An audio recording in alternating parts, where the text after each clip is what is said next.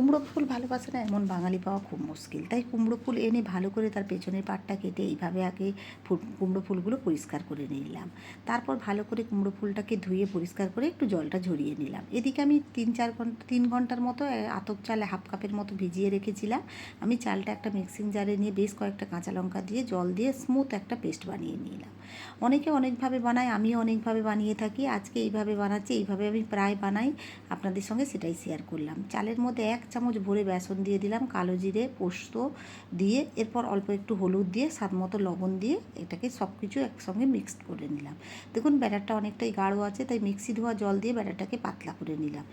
এইভাবে ব্যাটারটা যদি থাকে বানিয়ে দেখবেন, একেবারে শুধু ফুলটার মধ্যে মনে হবে একটা ব্যাটারের কোটিং আছে। ঠিক অতিরিক্ত মোটা ব্যাটারটা হলে মনে হবে কি যেন বেসনের গোলা খাচ্ছি, না হলে ডালের বড়া খাচ্ছি, তখন মনেই হবে না যে কুমড়ো ফুলের বড়া খাচ্ছি। কিন্তু এইভাবে যদি পাতলা করে কোটিংটা দেওয়া যায়, দেখুন আপনারা প্রপার কোটিংটা বুঝতেই পারছেন, ছেড়ে বেরিয়েও আসছে না, আর খুব সুন্দর ক্রিস্পি হয়ে যাবে, অনেকক্ষণ পর্যন্ত মুচমুচেও থাকবে।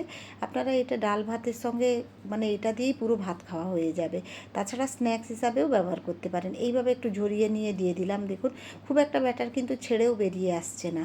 এইভাবে বানিয়ে দেখুন, কথা দিচ্ছি ফেল হবেন না। চলুন তাহলে ফটাফট ভেজে ফেলি আর গরমা গরম সার্ভ করে দিই।